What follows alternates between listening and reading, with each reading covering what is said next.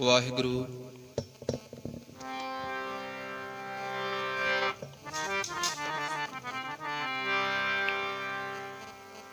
ਸਤਨਾਮ ਸ੍ਰੀ ਵਾਹਿਗੁਰੂ।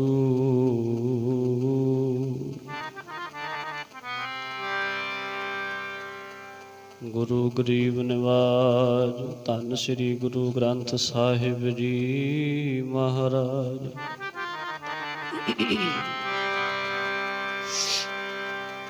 ਆਏ ਪ੍ਰਭ ਸ਼ਰਨਾਗਤੀ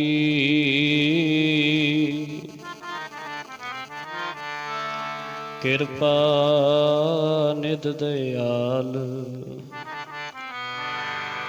ਏਕ ਅੱਖਰ ਹਰ ਮਨ ਬਸਤ ਨਾਨਕ ਹੋਤ ਨਿਹਾਲ।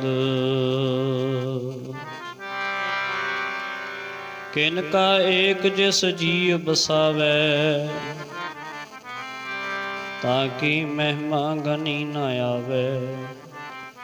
कांखी एक दर्श तुहारो,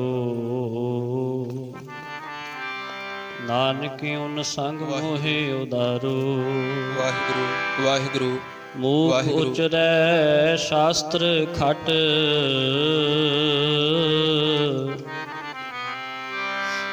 पिंग गिरन चढ़ जाए। अंध लखै बदरो सुनै,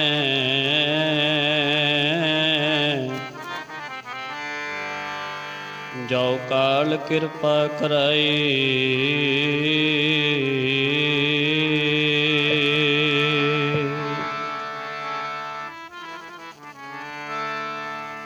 इहाँ खाट चलो हर लाहा, आगे बसन सुहेला। खाट चलो हर लाहा, आगे बसन सुहेला जी। इहाँ खाट चलो हर लाहा, आगे बसन सुहेला जी। इहाँ खाट चलो हर लाहा, आगे बसन सुहेला जी।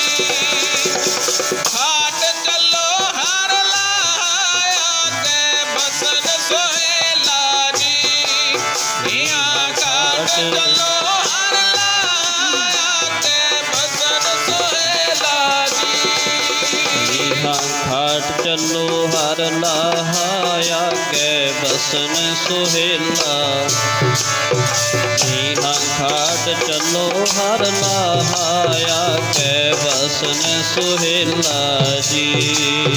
इहाँ खाट चलो हर लाहा, आगे बसन सुहेला जी। इहाँ खाट चलो हर लाहा, आगे बसन सुहेला जी। खाट चलो हर लाहा, आगे बसन सुहेला जी। इहाँ खाट चलो हर लाहा, आगे बसन सुहेला जी। आगे बसन सुहेला जी, आगे बसन सुहेला जी। बसन सुहेला जी, आगे बसन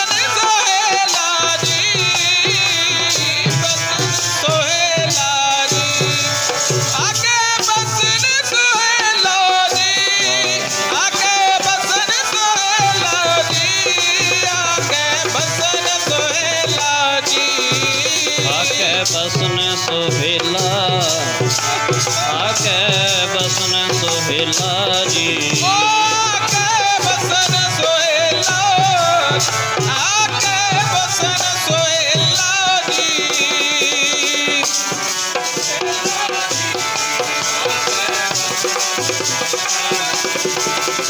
इहाँ खाट चलो हर लाहा, आगे बसन सुहेला। इहाँ खाट चलो हर लाहा, आगे बसन सुहेला जी। इहाँ खाट चलो हर लाहा, आगे बसन सुहेला जी।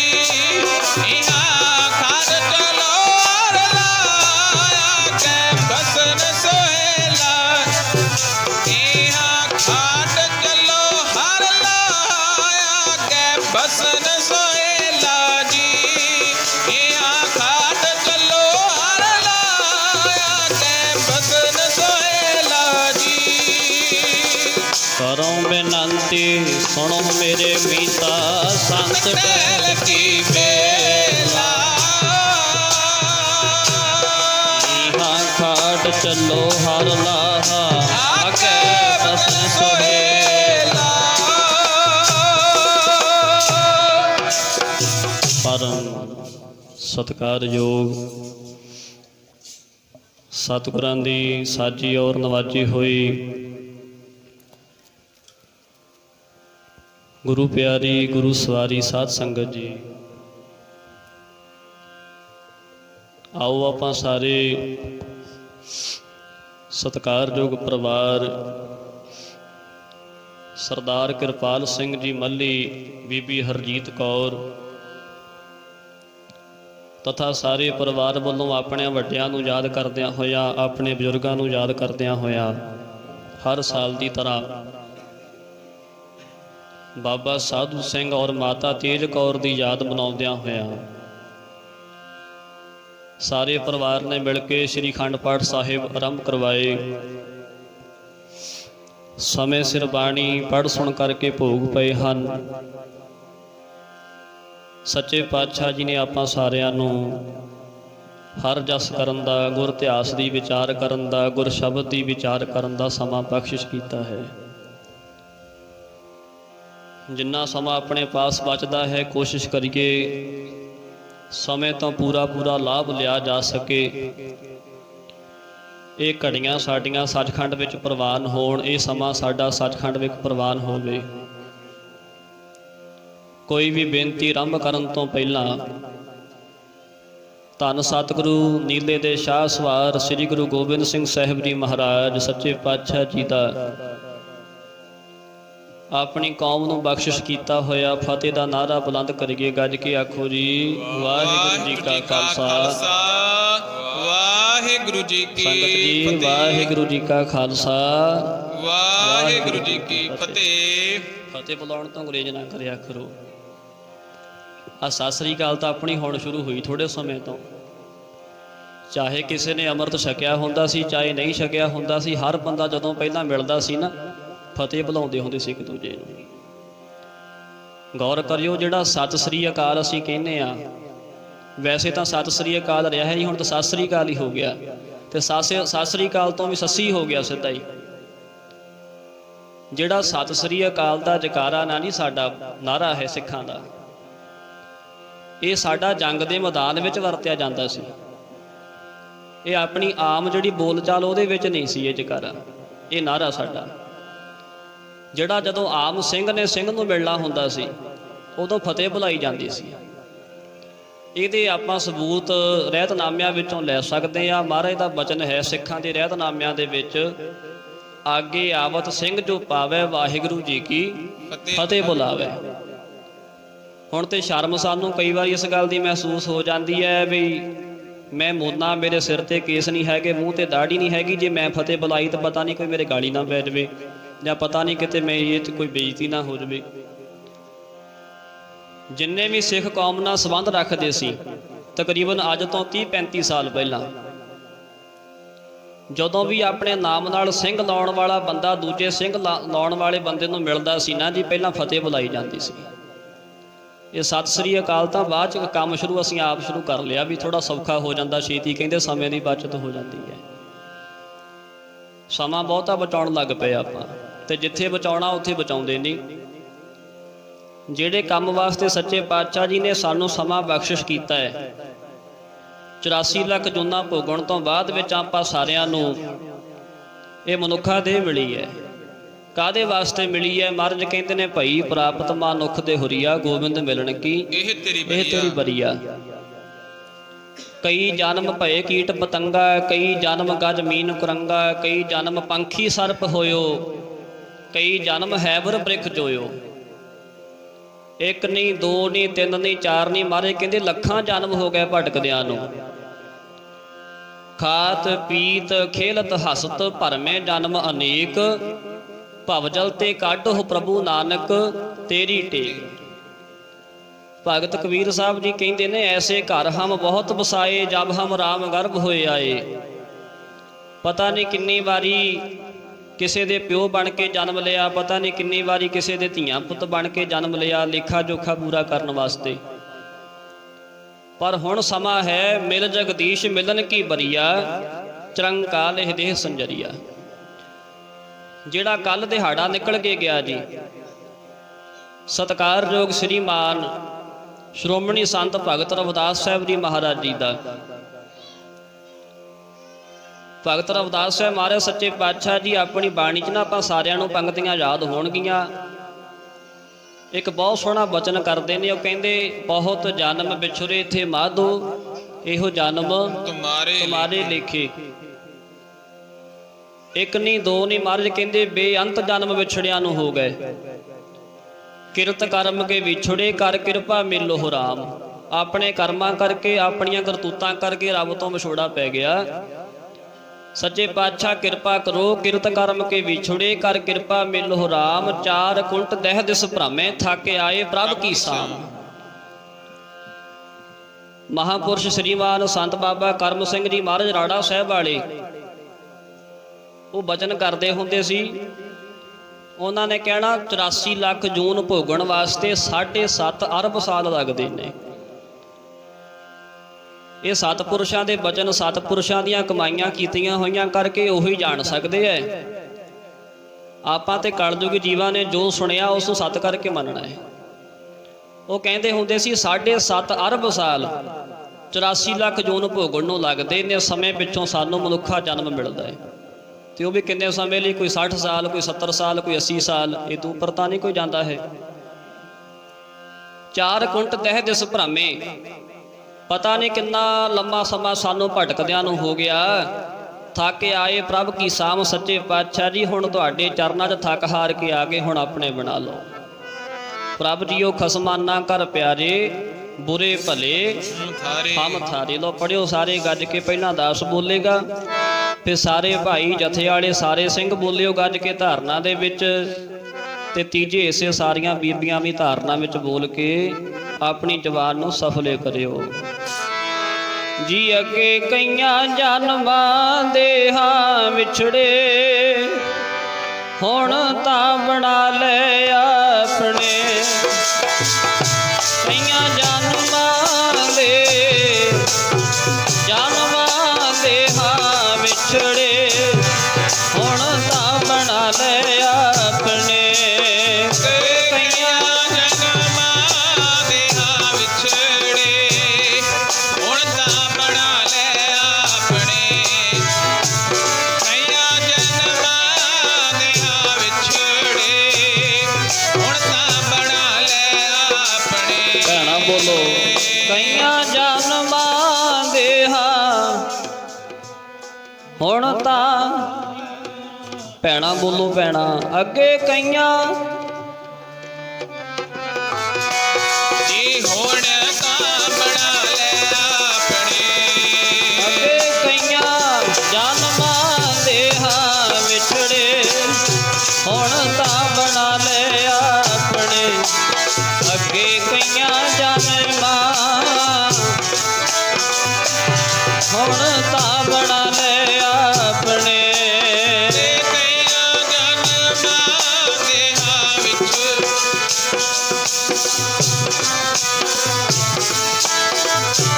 ਕਈਆਂ ਜਨਮਾਂ ਦੇ ਹਾਂ ਵਿਛੜੇ, ਹੁਣ ਤਾਂ ਬਣਾ ਲੈ ਆਪਣੇ। ਬੋਲੋ ਬੀਬੀਓ, ਕਈਆਂ ਜਨਮਾਂ ਦੇ ਹਾਂ, ਹੁਣ ਤਾਂ, ਵਾਹ ਹੁਣ ਬਣੀ ਗੱਲ। ਕਈਆਂ ਜਨ ਹੁਣ ਤਾਂ ਬਣਾ ਲੈ ਆਪਣੇ। ਲੇਖੇ ਵਿੱਚ ਲਾ ਲਓ ਜੀ ਜਨਮ ਤੁਮਾਰੇ, ਲੇਖੇ ਵਿੱਚ ਲਾ ਲਓ ਜੀ ਜਨਮ ਤੁਮਾਰੇ। ਲੇਖੇ ਵਿੱਚ ਲਾ ਲਓ ਜੀ ਜਨਮ ਤੁਮਾਰੇ। ਲੇਖੇ ਵਿੱਚ ਲਾ ਲਓ ਜੀ ਜਨਮ ਤੁਮਾਰੇ। ਬੋਲੋ, ਲੇਖੇ ਵਿੱਚ ਲਾ ਲਓ ਜੀ ਜਨਮ, ਲੇਖੇ ਵਿੱਚ ਤੁਮਾਰੇ। ਲੇਖੇ ਜਨਮ ਤੁਮਾਰੇ, ਜਨਮ ਤੁਮਾਰੇ, ਜਨਮ ਤੁਮਾਰੇ। ਲੇਖੇ ਜਨਮ ਤੁਮਾਰੇ। ਲੇਖੇ ਜਨਮ ਤੁਮਾਰੇ। ਲੇਖੇ ਜਨਮ ਤੁਮਾਰੇ। ਲੇਖੇ ਜਨਮ ਤੁਮਾਰੇ। ਲੇਖੇ ਜਨਮ ਤੁਮਾਰੇ। ਲੇਖੇ ਜਨਮ ਤੁਮਾਰੇ, ਜਨਮ ਵਾਹ। ਜਨਮ ਤੁਮਾਰੇ। ਲੇਖੇ ਲੇਖੇ ਵਿੱਚ ਲਾ ਲਓ ਜਨਮ ਤੁਮਾਰੇ।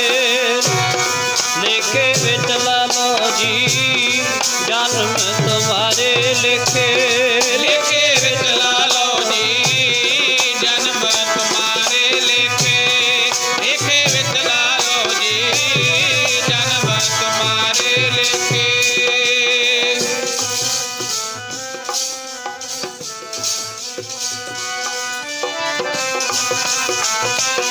जन्म तुम्हारे लेखे, बहुत जन्म बिछुरे थे माँ दोए जन्म तुम्हारे लिखे। ਸਮੇਂ ਨੂੰ ਸਾਂਭਣਾ ਹਰ ਇੱਕ ਦੇ ਵੱਸ ਦੀ ਖੇਡ ਨਹੀਂ ਹੈ।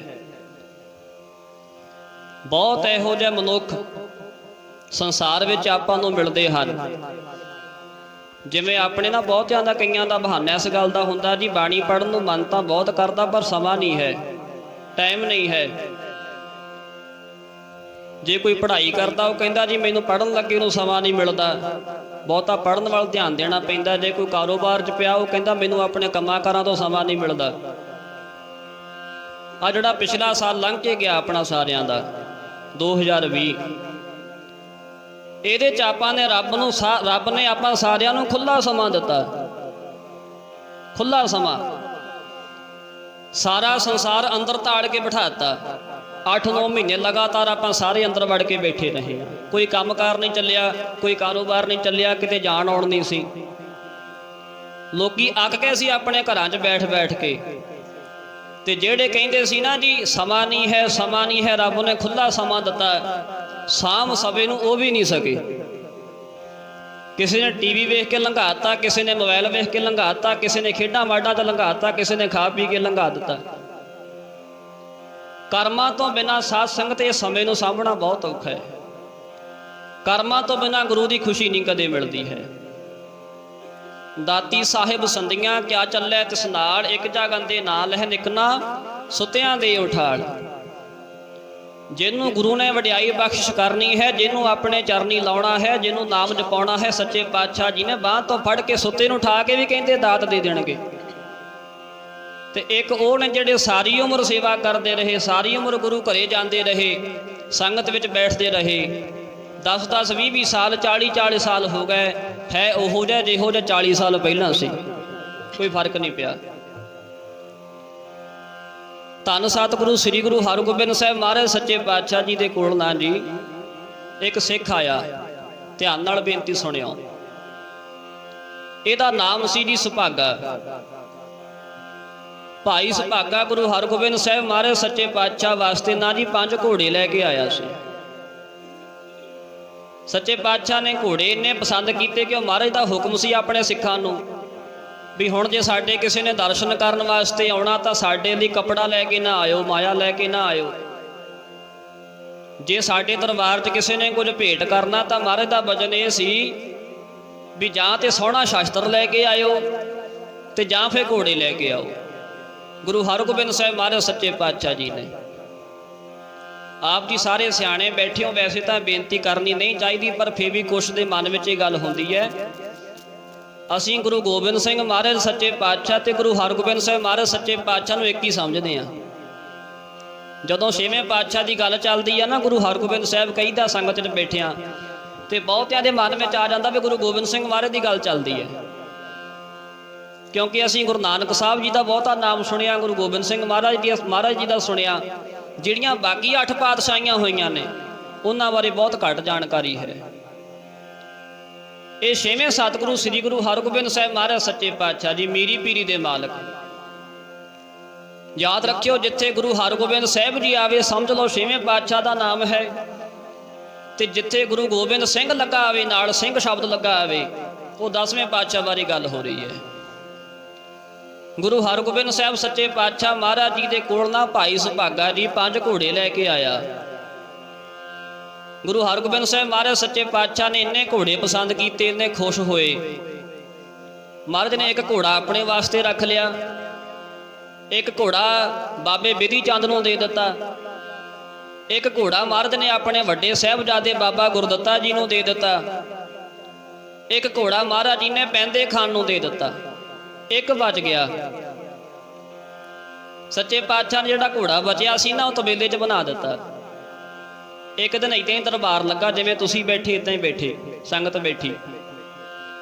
ਜਿਵੇਂ ਗੁਰੂ ਗ੍ਰੰਥ ਸਾਹਿਬ ਮਹਾਰਾਜ ਜੀ ਦਾ ਪ੍ਰਕਾਸ਼ ਹੈ, ਇਦਾਂ ਹੀ ਗੁਰੂ ਹਰਗੋਬਿੰਦ ਸਾਹਿਬ ਜੀ ਬੈਠੇ, ਇਦਾਂ ਹੀ ਕੀਰਤਨ ਚੱਲਦਾ ਸੀ। ਪਤਾ ਨਹੀਂ ਮਹਾਰਾਜ ਦੇ ਮਨ ਵਿੱਚ ਇੱਕਦਮ ਕੀ ਆਇਆ, ਗੁਰੂ ਹਰਗੋਬਿੰਦ ਸਾਹਿਬ ਜੀ ਦੇ ਕੀਰਤਨ ਚੱਲਦਾ ਚੱਲਦਾ ਬੰਦ ਕਰਵਾ ਦਿੱਤਾ। ਤੇ ਕੀਰਤਨ ਬੰਦ ਕਰਵਾ ਕੇ ਕਹਿੰਦੇ ਨੇ, ਕੋਈ ਸਿੱਖ ਜਪਜੀ ਸਾਹਿਬ ਦਾ ਪਾਠ ਸ਼ੁੱਧ ਸੁਣਾਵੇ ਤੇ ਮੂੰਹੋਂ ਮੰਗੀਆਂ ਮੁਰਾਦਾਂ ਪਾਵੇ, ਜੋ ਮੰਗੇਗਾ ਦੇ ਦਿਆਂਗੇ। ਜਪਜੀ ਸਾਹਿਬ ਦਾ ਪਾਠ ਸੁਣਾਵੇ, ਪਰ ਸੁਣਾਵੇ ਸ਼ੁੱਧ, ਠੀਕ ਹੋਵੇ, ਇੱਕ ਮਨ ਇੱਕ ਚਿੱਤ ਹੋ ਕੇ ਸੁਣਾਵੇ। ਗੁਰੂ ਹਰਗੋਬਿੰਦ ਸਾਹਿਬ ਮਹਾਰਾਜ ਸੱਚੇ ਪਾਤਸ਼ਾਹ ਜੀ ਨੇ ਭਰੇ ਦਰਬਾਰ ਦੇ ਵਿੱਚ ਲਓ ਇਦਾਂ ਸੰਗਤ ਨੂੰ ਸੰਬੋਧਨ ਕੀਤਾ, ਕੋਈ ਜਪਜੀ ਦਾ ਪਾਠ ਸੁਣਾਵੇ, ਮੂੰਹੋਂ ਮੰਗੀਆਂ ਮੁਰਾਦਾਂ ਪਾਵੇ। ਜਪਜੀ ਦਾ ਪਾਠ ਸੁਣਾਵੇ, ਮੰਗੀਆਂ ਮੁਰਾਦਾਂ ਪਾਵੇ। ਕੋਈ ਜਪਜੀ ਦਾ ਪਾਠ ਸੁਣਾਵੇ, ਮੂੰਹ ਮੰਗੀਆਂ ਮੁਰਾਦਾਂ ਪਾਵੇ। ਜਪਜੀ ਦਾ ਪਾਠ ਸੁਣਾਵੇ, ਮੂੰਹ ਮੰਗੀਆਂ ਮੁਰਾਦਾਂ ਪਾਵੇ। ਜਪਜੀ ਦਾ ਪਾਠ ਸੁਣਾਵੇ, ਮੂੰਹ ਮੰਗੀਆਂ। ਕੋਈ ਜਪਜੀ ਦਾ ਪਾਠ ਮੰਗੀਆਂ ਮੁਰਾਦਾਂ ਪਾਵੇ। ਮੰਗੀਆਂ ਮੁਰਾਦਾਂ ਪਾਵੇ, ਮੂੰਹ ਮੰਗੀਆਂ ਮੁਰਾਦਾਂ ਪਾਵੇ। ਮੰਗੀਆਂ ਮੁਰਾਦਾਂ ਪਾਵੇ, ਮੂੰਹ ਮੰਗੀਆਂ ਮੁਰਾਦਾਂ ਪਾਵੇ। ਮੰਗੀਆਂ ਮੁਰਾਦਾਂ ਪਾਵੇ, ਮੂੰਹ ਮੰਗੀਆਂ ਮੁਰਾਦਾਂ ਪਾਵੇ। ਮੰਗੀਆਂ ਮੁਰਾਦਾਂ ਪਾਵੇ ਜੀ, ਮੂੰਹ ਮੰਗੀਆਂ ਮੁਰਾਦਾਂ ਪੜੋ ਸਾਰੇ। ਮੰਗੀਆਂ ਮੁਰਾਦਾਂ ਪਾਵੇ, ਮੂੰਹ ਮੰਗੀਆਂ।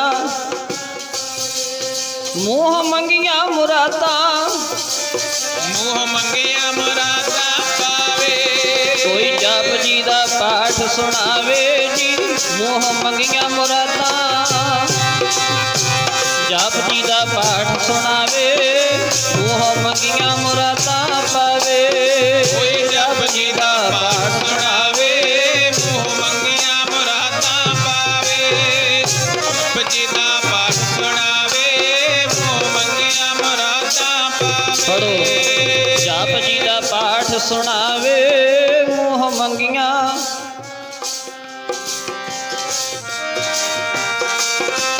ਮੂੰਹ ਮੰਗੀਆਂ ਮੁਰਾਦਾਂ ਪਾਵੇ। ਧੰਨ ਗੁਰੂ ਹਰਗੋਬਿੰਦ ਸਾਹਿਬ ਮਹਾਰਾਜ ਸੱਚੇ ਪਾਤਸ਼ਾਹ ਜੀ ਕਹਿੰਦੇ ਨੇ, ਕੋਈ ਜਪਜੀ ਸਾਹਿਬ ਦਾ ਪਾਠ ਸਾਨੂੰ ਸਿੱਖ ਸੁਣਾ ਸਕਦਾ ਹੈ? ਯਾਦ ਰੱਖਿਓ, ਜਪਜੀ ਸਾਹਿਬ ਦੀ ਬਾਣੀ ਧੰਨ ਗੁਰੂ ਨਾਨਕ ਦੇਵ ਸਾਹਿਬ ਮਹਾਰਾਜ ਸੱਚੇ ਪਾਤਸ਼ਾਹ ਜੀ ਨੂੰ, ਦਸਾਂ ਪਾਤਸ਼ਾਹੀਆਂ ਨੂੰ ਸਭ ਤੋਂ ਵੱਧ ਪਿਆਰੀ ਹੈ, ਸਭ ਤੋਂ ਵੱਧ ਪਿਆਰੀ। ਇੱਕ ਵਾਰੀ ਨਾ ਜੀ ਕਾਫੀ ਵਿਦਵਾਨਾਂ ਦਾ, ਮਹਾਂਪੁਰਸ਼ਾਂ ਦਾ ਇਕੱਠ ਹੋਇਆ, ਸੁਣਿਓ ਗੌਰ ਨਾਲ। ਸਾਰੇ ਇਕੱਠੇ ਹੋਏ ਬੈਠੇ ਤੇ ਵਿਦਵਾਨਾਂ ਦੀ ਸਭਾ ਵਿੱਚ ਕਹਿੰਦੇ ਸਵਾਲ ਚੱਲ ਪਿਆ ਵੀ ਸਾਰੇ ਸ੍ਰੀ ਗੁਰੂ ਗ੍ਰੰਥ ਸਾਹਿਬ ਮਹਾਰਾਜ ਜੀ ਦੀ ਬਾਣੀ ਕਿੱਥੇ ਇਕੱਠੀ ਹੁੰਦੀ ਹੈ ਆ ਕੇ? ਸਾਰੀ ਬਾਣੀ ਨਿਚੋੜ, ਜਿਵੇਂ ਲਾ ਲਓ ਵੀ ਆਪਣੀ ਹਿੰਦੁਸਤਾਨ ਦੀ ਰਾਜਧਾਨੀ ਕਿੱਥੇ ਹੈ? ਦਿੱਲੀ, ਸਾਰਿਆਂ ਨੂੰ ਪਤਾ ਹੈ, ਜਿੱਥੇ ਆਪਣਾ ਸਾਰਿਆਂ ਦਾ ਮੁੱਢ ਵੱਜਦਾ ਹਿੰਦੁਸਤਾਨ ਦਾ। ਕਹਿੰਦੇ ਵੀ ਗੁਰੂ ਗ੍ਰੰਥ ਸਾਹਿਬ ਮਹਾਰਾਜ ਜੀ ਦੀ ਬਾਣੀ ਸਾਰੀ ਕਿੱਥੇ ਇਕੱਠੀ ਹੁੰਦੀ ਆ ਕੇ? ਤੱਤ ਕੀ ਹੈ ਸਾਰੀ ਬਾਣੀ ਦਾ? ਕਿਸੇ ਨੇ ਕੋਈ ਜਵਾਬ ਦਿੱਤਾ, ਕਿਸੇ ਨੇ ਕੋਈ ਜਵਾਬ ਦਿੱਤਾ। ਸੰਤ ਗਿਆਨੀ ਕਰਤਾਰ ਸਿੰਘ ਜੀ ਖਾਲਸਾ ਭਿੰਡਰਾਂ ਵਾਲੇ ਮਹਾਂਪੁਰਸ਼ ਬੈਠੇ ਸੀ ਵਿੱਚ ਉੱਥੇ। ਜਦੋਂ ਸਾਰੇ ਆਪੋ ਆਪਣਾ ਜਵਾਬ ਦੇ ਹਟੇ ਤਾਂ ਸੰਤ ਗਿਆਨੀ ਕਰਤਾਰ ਸਿੰਘ ਜੀ ਨੂੰ ਹੱਥ ਜੋੜ ਕੇ ਬੇਨਤੀ ਕੀਤੀ, ਕਹਿੰਦੇ ਮਹਾਂਪੁਰਸ਼ੋ ਤੁਸੀਂ ਦੱਸੋ, ਸ੍ਰੀ ਗੁਰੂ ਗ੍ਰੰਥ ਸਾਹਿਬ ਮਹਾਰਾਜ ਸੱਚੇ ਪਾਤਸ਼ਾਹ ਜੀ ਦੀ ਬਾਣੀ ਸਾਰੀ ਇਕੱਠੀ ਕਿੱਥੇ ਹੁੰਦੀ ਹੈ ਆ ਕੇ? ਤੇ ਮਹਾਂਪੁਰਸ਼ਾਂ ਨੇ ਜਵਾਬ ਦਿੱਤਾ, ਕਹਿਣ ਲੱਗੇ ਸ੍ਰੀ ਗੁਰੂ ਗ੍ਰੰਥ ਸਾਹਿਬ ਜੀ ਦੀ ਸਾਰੀ ਬਾਣੀ ਜਪਜੀ ਸਾਹਿਬ ਵਿੱਚ ਇਕੱਠੀ ਹੁੰਦੀ ਆ ਕੇ। ਆਖੋ ਸਤਨਾਮ ਸ੍ਰੀ ਵਾਹਿਗੁਰੂ। ਇੱਕ ਗੌਰ ਰੱਖਿਓ, ਜਪਜੀ ਸਾਹਿਬ ਦੀ ਬਾਣੀ ਦੀ ਵਿਆਖਿਆ ਹੈ ਬਾਕੀ ਸਾਰੀ ਬਾਣੀ। ਇਹਨੂੰ ਆਰੰਭ ਵਿੱਚ ਕਾਹਤੋਂ ਰੱਖਿਆ? ਜਿੰਨੇ ਮਹਾਂਪੁਰਸ਼ ਹੋਏ ਨੇ, ਜਿੰਨੇ ਸ਼ਹੀਦ ਸਿੰਘ ਹੋਏ ਨੇ, ਵਿਦਵਾਨ ਹੋਏ ਨੇ, ਕਮਾਈਆਂ ਵਾਲੀਆਂ ਰੂਹਾਂ ਹੋਈਆਂ ਨੇ, ਸਾਰੇ ਜਪਜੀ ਸਾਹਿਬ ਦਾ ਅਭਿਆਸ ਵੱਧ ਤੋਂ ਵੱਧ ਕਰਦੇ ਸੀ।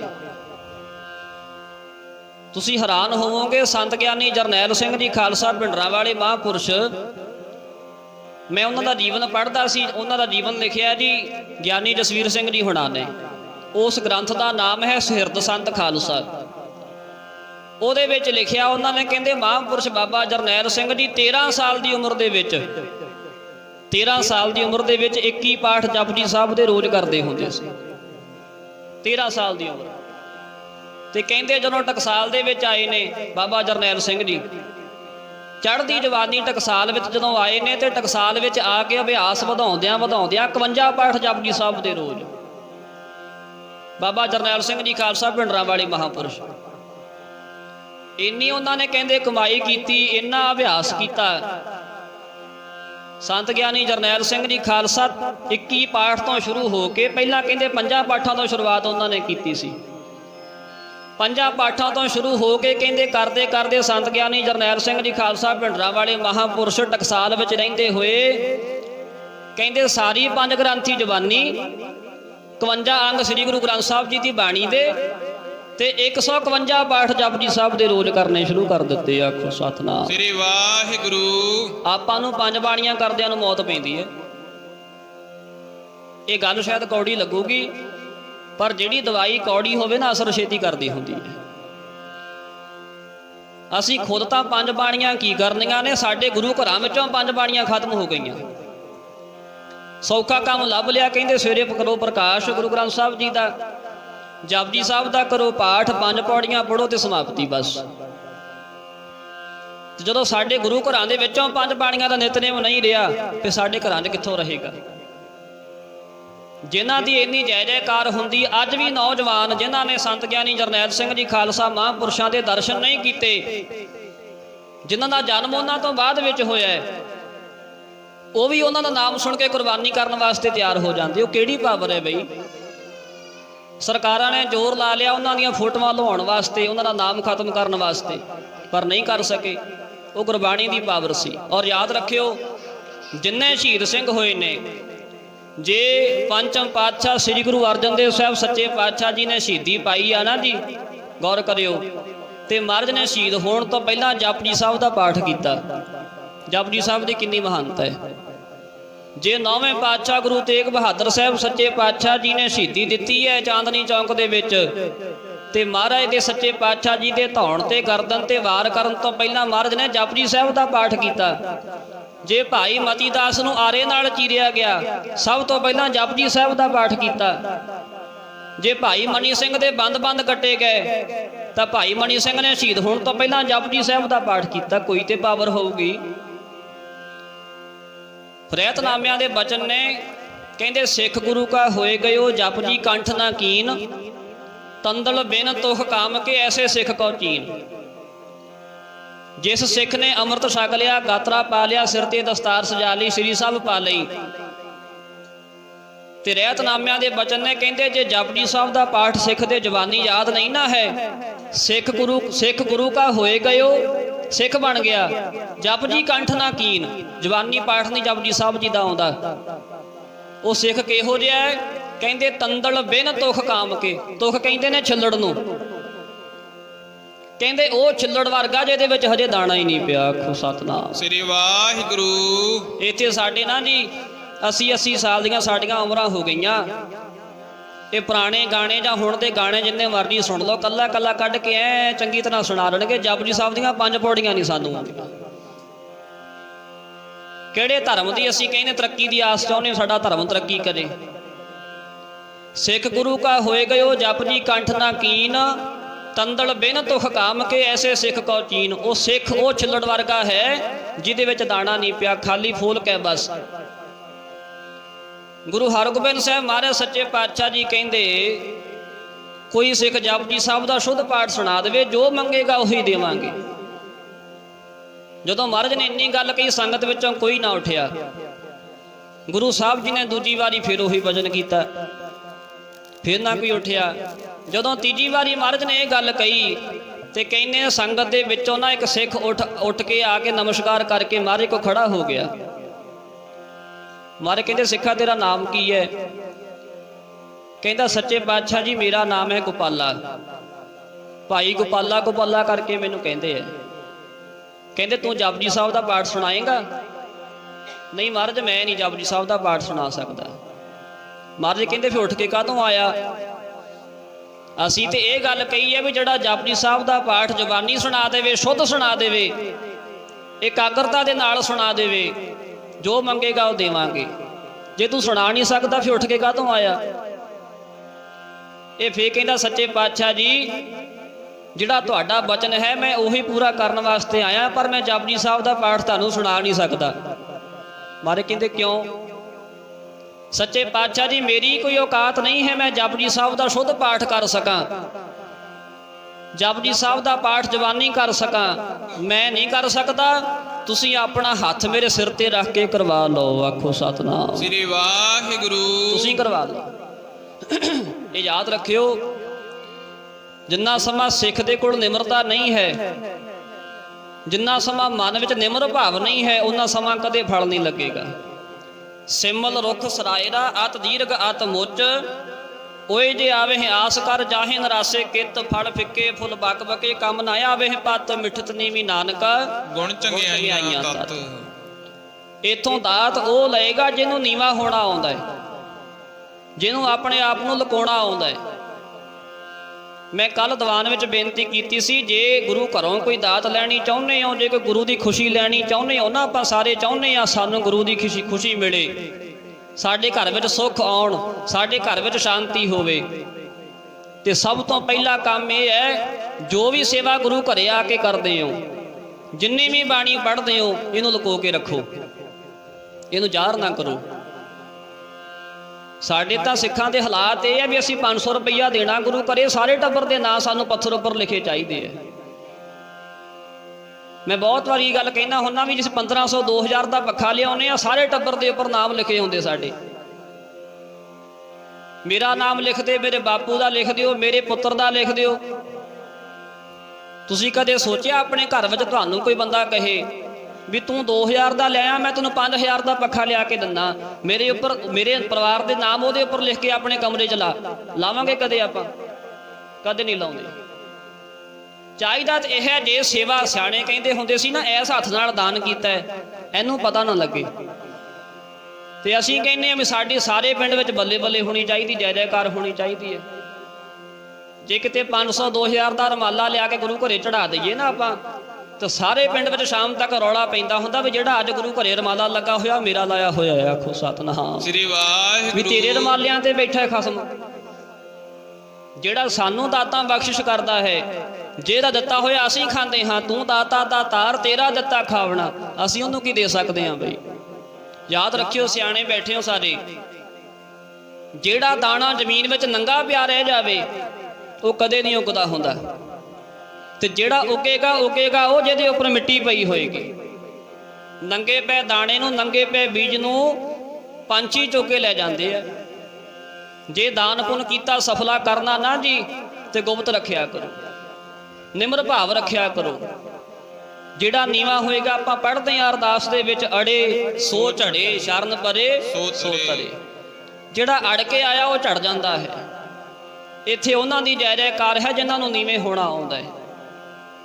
ਮਹਾਂਪੁਰਸ਼ਾਂ ਧਾਰਨਾ ਬਹੁਤ ਸੋਹਣੀ ਪੜ੍ਹਦੇ ਹੁੰਦੇ ਸੀ, ਗੱਜ ਕੇ ਪੜ੍ਹਿਓ ਸਾਰੇ ਜੀ। ਫਲ ਨੀਵਿਆਂ ਦੁੱਖਾਂ ਨੂੰ ਮਿੱਠੇ ਲੱਗਦੇ, ਉੱਚਿਆਂ ਨੂੰ ਮਾਣ ਖਾ ਗਿਆ। ਨੀਵਿਆਂ ਦੁੱਖਾਂ ਨੂੰ ਮਿੱਠੇ, ਉੱਚਿਆਂ ਨੂੰ ਮਾਣ ਖਾ ਗਿਆ।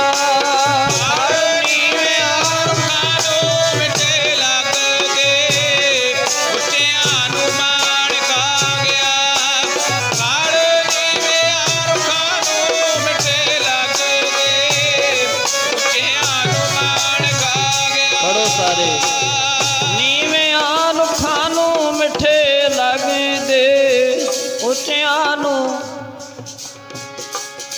ਫਲ ਨੀਵਿਆਂ ਲੱਗਦੇ, ਉੱਚਿਆਂ ਨੂੰ ਮਾਣ ਖਾ ਗਿਆ। ਉੱਚਾ ਹੋ ਕੇ ਜੀ ਮਨਾ ਮਾਣ ਨਾ ਕਰੀ, ਉੱਚਾ ਹੋ ਕੇ ਜੀ ਮਨਾ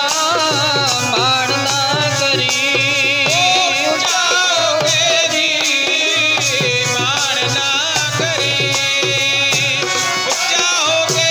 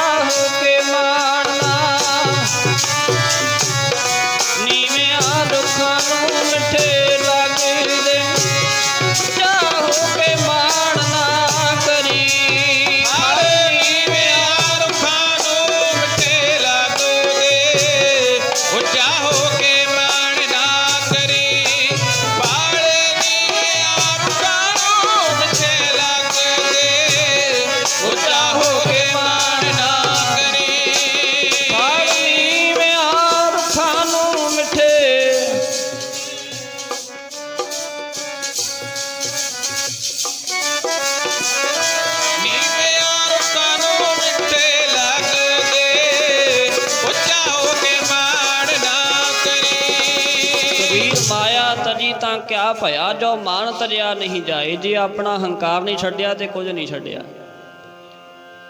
ਧੰਨ ਗੁਰੂ ਹਰਗੋਬਿੰਦ ਸਾਹਿਬ ਮਹਾਰਾਜ ਸੱਚੇ ਪਾਤਸ਼ਾਹ ਨੂੰ ਸਿੱਖ ਕਹਿੰਦਾ, ਸੱਚੇ ਪਾਤਸ਼ਾਹ ਕਿਰਪਾ ਕਰੋ, ਆਪਣਾ ਹੱਥ ਮੇਰੇ ਸਿਰ ਤੇ ਰੱਖੋ ਤਾਂ ਮੈਂ ਪਾਠ ਕਰ ਸਕਦਾ। ਮਹਾਰਾਜ ਬੜੇ ਖੁਸ਼ ਹੋਏ। ਗੁਰੂ ਸਾਹਿਬ ਜੀ ਨੇ ਕਹਿੰਦੇ ਆਪਣੇ ਤਖਤ ਨਾਲੋਂ ਥੋੜਾ ਉੱਚਾ ਤਖਤ ਲਵਾ ਲਿਆ ਭਾਈ ਗੋਪਾਲੇ ਦਾ, ਵੀ ਮੇਰੇ ਤੋਂ ਉੱਚਾ ਬੈਠ ਕੇ ਜਪਜੀ ਸਾਹਿਬ ਦਾ ਪਾਠ ਕਰ। ਇਹ ਸਾਨੂੰ ਸੱਚੇ ਪਾਤਸ਼ਾਹ ਨੇ ਸਿਖਾਇਆ, ਯਾਦ ਰੱਖਿਓ। ਅੱਜ ਵੀ ਸਾਡੀਆਂ ਟਕਸਾਲਾਂ ਸੰਪਰਦਾਵਾਂ ਦੇ ਵਿੱਚ ਜਿਨ੍ਹੇ ਗੁਰਬਾਣੀ ਦੀ ਸੰਥਿਆ ਕਰਨੀ ਹੋਵੇ, ਜਿਨ੍ਹੇ ਗੁਰਬਾਣੀ ਦਾ ਪਾਠ ਸਿੱਖਣਾ ਹੋਵੇ, ਸਿੱਖਣ ਵਾਲਾ ਉੱਚੇ ਥਾਂ ਤੇ ਬੈਠੇਗਾ, ਸਿਖਾਉਣ ਵਾਲਾ ਨੀਵੇਂ ਥਾਂ ਤੇ ਬੈਠੇਗਾ। ਆਖੋ ਸਤਨਾਮ ਸ੍ਰੀ ਵਾਹਿਗੁਰੂ। ਜਿਹੜੇ ਸਿੱਖ ਨੂੰ ਗੁਰਬਾਣੀ ਦਾ ਸਤਿਕਾਰ ਹੀ ਨਹੀਂ ਹੈ, ਅਦਬ ਹੀ ਨਹੀਂ ਹੈ, ਉਹ ਗੁਰਬਾਣੀ ਦੇ ਬਚਨਾਂ ਤੇ ਪਹਿਰਾ ਨਹੀਂ ਦੇ ਸਕਦਾ ਕਦੇ ਵੀ। ਮਹਾਰਾਜ ਦਾ ਵਚਨ ਹੈ ਇਤਿਹਾਸ ਦਾ, ਜਿਨ ਪੈ ਅਦਬ ਨਾ ਬਾਣੀ ਧਾਰਾ, ਜਾਨੋ ਸੋ ਸਿੱਖ ਨਹੀਂ ਹਮਾਰਾ। ਗੁਰੂ ਸਾਹਿਬ ਦਾ ਵਚਨ ਹੈ, ਕਹਿੰਦੇ ਜਿਹੜਾ ਸਿੱਖ ਗੁਰਬਾਣੀ ਦਾ ਸਤਿਕਾਰ ਨਹੀਂ ਨਾ ਕਰਦਾ, ਆਦਰ ਨਹੀਂ ਕਰਦਾ, ਸਤਿਕਾਰ ਨਹੀਂ ਦਿੰਦਾ ਗੁਰਬਾਣੀ ਨੂੰ, ਉਹ ਮੇਰਾ ਕਦੇ ਸਿੱਖ ਨਹੀਂ ਹੋ ਸਕਦਾ। ਜਿਨ ਪੈ ਅਦਬ ਨਾ ਬਾਣੀ ਧਾਰਾ, ਜਾਨੋ ਸੋ ਸਿੱਖ ਨਹੀਂ ਹਮਾਰਾ। ਤੇ ਸੱਚੇ ਪਾਤਸ਼ਾਹ ਜਿਹੜਾ ਤੁਹਾਡੀ ਬਾਣੀ ਦਾ ਸਤਿਕਾਰ ਕਰਦਾ ਹੈ, ਉਹਦਾ ਕੀ ਫਲ ਹੈ, ਉਹ ਅੱਗੇ ਦੱਸ ਦਿੱਤਾ। ਮਹਾਰਾਜ ਕਹਿੰਦੇ ਜਿਨ ਪੈ ਅਦਬ ਨਾ ਬਾਣੀ ਧਾਰਾ, ਜਾਨੋ ਸੋ ਸਿੱਖ ਨਹੀਂ ਹਮਾਰਾ। ਤੇ ਜਿਹੜੇ ਸਿੱਖ ਨੇ ਗੁਰਬਾਣੀ ਦਾ ਸਤਿਕਾਰ ਕੀਤਾ ਹੈ, ਜੋ ਸਿੱਖ ਗੁਰਬਾਣੀ ਭੈ ਕਰੇ, ਬਿਨ ਪ੍ਰਯਾਸ ਭਵ ਸਾਗਰ ਤਰੇ। ਕਹਿੰਦੇ ਜਿਹੜਾ ਸਿੱਖ ਗੁਰਬਾਣੀ ਦਾ ਸਤਿਕਾਰ ਕਰਦਾ ਹੈ, ਇੱਜ਼ਤ ਕਰਦਾ ਹੈ, ਮਾਣ ਕਰਦਾ ਹੈ, ਡਰਦਾ ਹੈ, ਗੁਰਬਾਣੀ ਦਾ ਨਿਰਮਲ ਭਾਵ ਆਪਣੇ ਮਨ ਵਿੱਚ ਰੱਖਦਾ ਹੈ, ਕੁਝ ਨਾ ਕਰੇ, ਕਹਿੰਦੇ ਬੈਠਿਆਂ ਬਿਠਾਇਆ ਮੁਕਤ ਹੋਏਗਾ। ਜੇ ਆਪਾਂ ਗੁਰਬਾਣੀ ਦਾ ਪਾਠ ਨਹੀਂ ਕਰ ਸਕਦੇ, ਗੁਰਬਾਣੀ ਦੇ ਉਪਦੇਸ਼ ਆਪਣੀ ਜ਼ਿੰਦਗੀ 'ਚ ਲਾਗੂ ਨਹੀਂ ਕਰ ਸਕਦੇ, ਗੁਰਬਾਣੀ ਮੁਤਾਬਕ ਨਹੀਂ ਚੱਲ ਸਕਦੇ, ਘੱਟੋ ਘੱਟ ਇੰਨਾ ਤਾਂ ਕਰ ਸਕਦੇ ਆਪਾਂ, ਸਤਿਕਾਰ ਤਾਂ ਕਰੀਏ। ਜਿਹੜਾ ਸਿੰਘ ਟਕਸਾਲ ਦਾ ਜਾਂ ਕਿਸੇ ਸੰਪਰਦਾ ਦਾ ਚੰਡਿਆ ਹੋਏਗਾ, ਉਹਦੇ ਜੀਵਨ ਵਿੱਚ, ਤੇ ਜਿਹੜਾ ਕੋਈ ਨੋਰਮਲ ਵੈਸੇ ਕੋਈ ਮੇਰੇ ਵਰਗਾ ਸਿੱਖ ਕੇ ਆ ਕੇ ਪਾਠ ਕਰਨ ਲੱਗ ਜਾਵੇ, ਉਹਦੇ ਜੀਵਨ ਵਿੱਚ ਬਹੁਤ ਜ਼ਮੀਨ ਅਸਮਾਨ ਦਾ ਫਰਕ ਹੁੰਦਾ ਹੈ।